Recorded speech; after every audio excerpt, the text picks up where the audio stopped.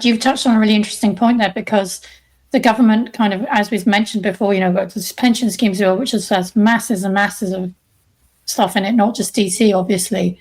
But one of the things that they're also trying to do is really sort of consolidate the DC sector, wanting master trusts to only have a minimum number of assets of 25 billion. And that kind of runs in contradiction to value for money, because if you're forcing every scheme to be 25 billion by a deadline, then they're going to be doing everything they can to pick up market share. And that usually means competing on price.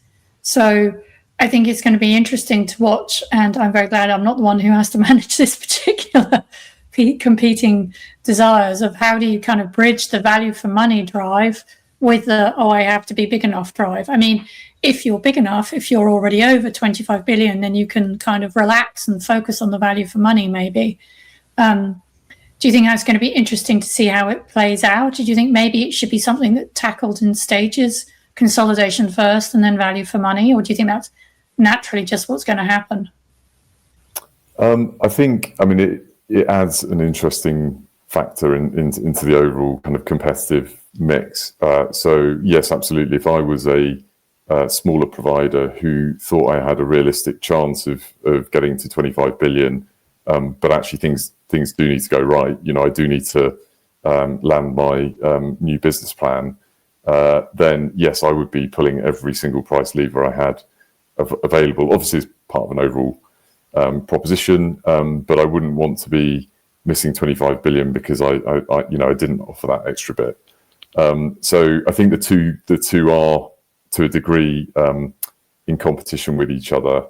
I would say, this is a business where scale players can leverage a fixed element of their cost base to pass on more value to members. So I think in the long run, consolidation, as long as it doesn't go too far and you end up with sort of oligopolistic behaviour or monopolistic behaviour in the extreme, it should be conducive to large, efficient providers being able to both operate at low cost, but also deliver a rich suite of services and a rich investment proposition. But I think you're right that the transition is a bit messy, and that's on top of, as I've said, the dynamics we already see in the market, where if you're an advisor, I completely understand you want to show you're getting value. You're getting a good price for your client as part of that broader suite of value. And so do you think that schemes, whether it's a company or the trustees, are better at assessing any of those three risks than others? Are there ones that they always get right and others that they don't? So there are two that are, I think, to be fair, quite well, there's a well-trodden path to managing them. Truthfully, there's a lot of work that's been done, but I think two that, as I say, there's a lot of work. So I'll take those one by one. So first on the asset side, schemes generally have been what they call de-risking, so coming out of growth assets to kind of manage their volatility. And they've also been hedging their inflation risk and their interest rate risk. So most trustees will think that they're relatively protected when it comes to thinking about the risks they're taking with their assets. On the covenant side and their exposure to the strength or otherwise of their employer, similarly, that's pretty well developed. Trustees will take advice from covenant provider who will advise them how to think about the risk that they're running with their employer. And so those two risks pretty well covered. But it's on the liability side, I think, that schemes probably are more exposed than they might be aware of, truthfully, or might not. In the same way as we were talking about an insurance company and the 1 in 200 event, are they thinking in a lot of detail about the risks that they continue to run on the liability side? That there is an expectation for pools to invest more locally, and even a sort of target around that. I think you mentioned a 1 billion target for pools to invest locally. if they're bigger and they have more partner funds spread out, maybe more geographically, does that become more challenging, both from a kind of like distribution around the countryside perspective and just the size of the assets, that local is going to be a very tiny part of that portfolio? I think we're going to see some interesting challenges around how you actually sort of implement that local investment. Yes, there's a whole range of challenges that I think they're going to have to face with local. The very first challenge is actually funds defining what local means to them. So again, there's indications in the government guidance, but it is a responsibility and a requirement for each fund to set their strategy to local. The only thing that is clear in the draft regs and guidance is that UK-wide is not deemed local, which can be a challenge for some bigger UK-based projects. To define, constrain them to a specific area. I think most pools seem to be coalescing around the pool area as being their definition of local, but even there you've clearly got very different geographies in terms of the makeup of the different pools and what that means for the available investment opportunities. The other thing on local is, there is a requirement for them to work with their strategic authorities, looking at local growth plans to generate some of the investment opportunities and ideas. And even there, you've got challenges that some funds don't have a strategic authority at the moment. They don't exist. So again, it will take time, I think, for that to develop, both for the pools to have a clear idea of what the local impact area looks like, but how they generate the ideas, evaluate them, and then put them into the fund's portfolios. I think in terms of the scale, you get a real mix here in terms of local investment opportunities. Some are quite small scale, and so how you have that kind of granularity and fit that into a broader portfolio is also a challenge that they'll need to face as well when thinking about how to incorporate local and set that local strategy. It was interesting what you say, though, about being able to join up different bits of different money across the different pots of capital, because one of the things about us now having 4 pots of capital rather than just one is each pot of capital is very tightly defined in how they can invest in terms of the regulatory environment, the competitive environment they're operating. So sometimes if you're an asset manager, you're trying to sell to somebody, it can be difficult to sell, say, the same product across all pots of capital. And I wondered if there's a way, you mentioned insurers there and you mentioned the PPF. So if we think about insurers, not as a DC provider, but a classic insurer investing in, say, a life or an annuity business or BPA, the assets of BPA, then their criteria is going to be quite tightly defined around, it's going to be related to fixed income. They're going to have very tight constraints around cost of capital.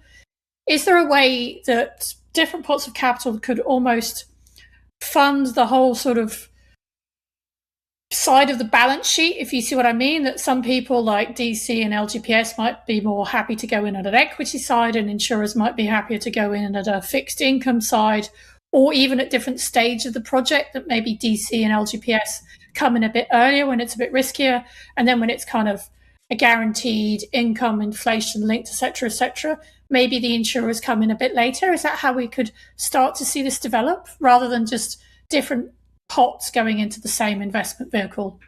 Yeah, no, I mean, in many ways, I think Thames Tideway Tunnel is an example of how that's already happened or happening.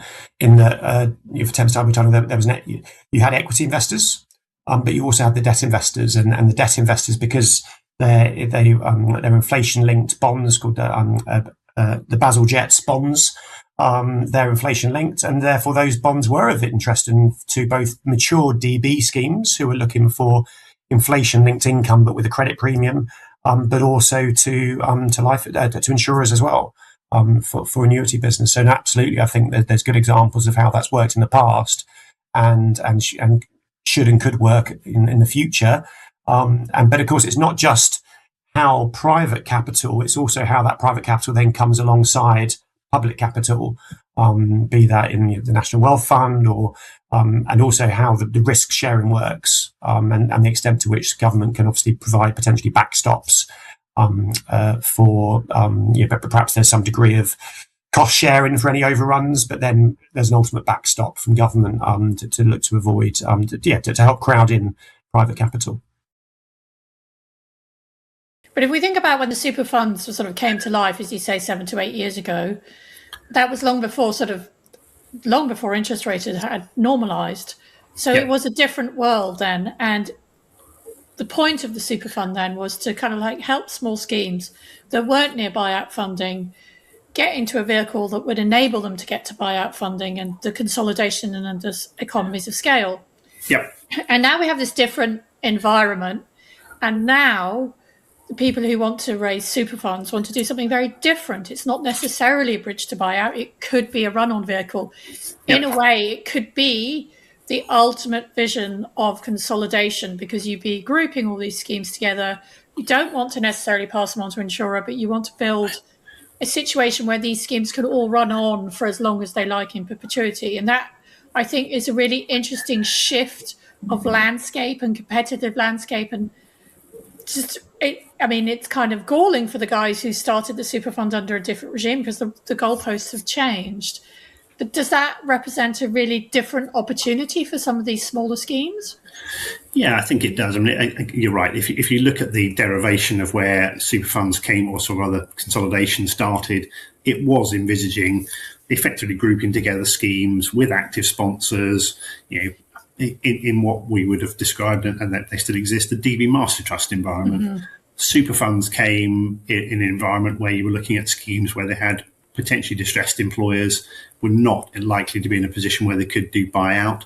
And I think until we did the first Connected Covenant deal, there was nothing out there other than through two schemes were distressed. One was a sort of first one for an active sponsor, but they were typically for those schemes where there was potentially threat ultimately that if the sponsor went bust and there was a risk of the sponsor going bust, that you could find yourselves in a situation where members' benefits would be impacted.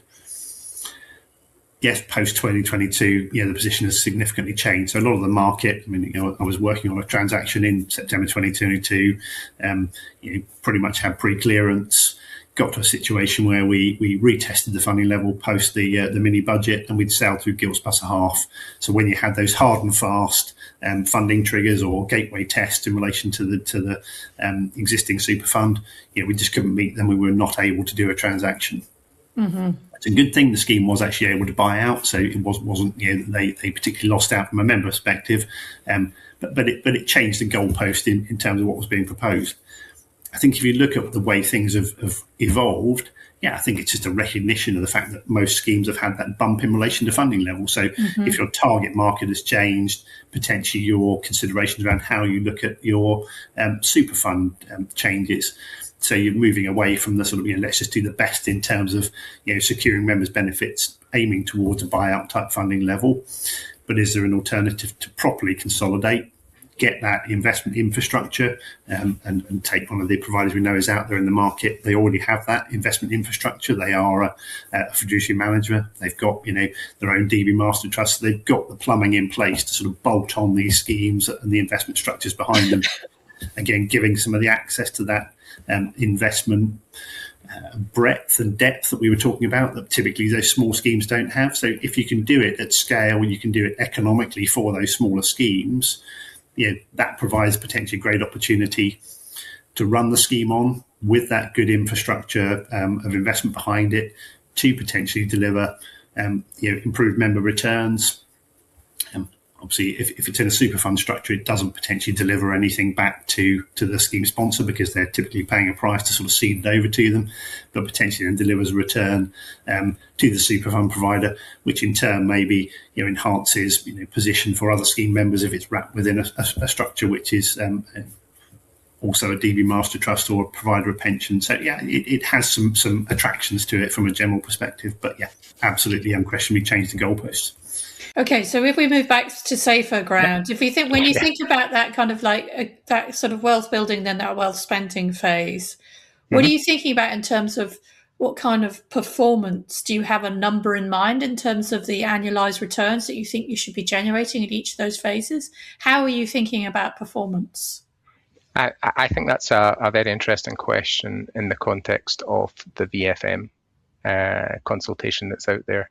at the moment. I was Charlotte, trying to steer you in that direction, yes. And I might pivot that way. And I know I suppose I benefited from the timing of this podcast, that there might be a lot of investment professionals on a train towards Edinburgh that might be discussing some of this next week. So, you know, when it comes to performance of an at retirement default solution, this is where the VFM consultation would say it's all about wealth accumulation. And I think this has been widely discussed in other places, but I do agree with, you know, in terms of if you're making portfolio construction decisions, that maybe think about adding resilience other than just maximizing central return expectations. If you're more concerned for your customers at that point in their journey about potentially, you know, I've mentioned this a lot, changing the shape of that outcome of distribution, it might be that you give away a little bit in the middle to provide that protection from the sort of tail events that would most see them not meet their retirement goals. Now, would you then say that if you were to do that, and that produces a capital return that is slightly less than a solution that didn't do something like that, maintained a standard 60-40 or 70-30 portfolio, sort of the norm at the moment. So that type of thing where actually no market events were happening, it's quite quiet over a 3 or 5 year period, and that solution outperforms. You know, the regulations might say something like, oh, well, actually, you've not provided value in that, and propose, you know, potentially shutting you down to new business. And that's the extent that if you do something different to and through retirement than just wealth maximization for a given level of risk, it's hard to see how that fits alongside the proposed regulations. And you know, I come at this from a lens of somebody that's looking at continued drawdown. I can only imagine how that might look if you're looking at CDC as your option, or any sort of partial annuitization approach where you're looking to match some of that exposure with long bonds. What are you excited about doing as an investment professional that you're in the future that you can't do right now? What's making you get through the pain, if you see what I mean? What's the carrot, the investment carrot on the end of the stick? Well, I think you know, to some extent, we've you know, for private markets, we've gone through quite a lot of the pain. It's been a lot of work over the last 12 to 18 months with my colleagues from ex-Cardano, colleagues from Mercer, to create the solution that we got. But it really is only the start now. We've got the plumbing in place. We've now got the vehicle that we can build upon. You know, now Pensions is making its first commitment as at the end of this month. You know, that will be drawn down. Some of that will be drawn down pretty quickly, and we'll be making our first actual investments probably as soon as April and May. So this is investments in our private equity, you know, portfolios, and in our infrastructure portfolios. And just a bit on those mandates, because I think, you know, development of those mandates will be pretty exciting. In the private equity and infrastructure, there'll be global mandates, you know, diversified across sectors.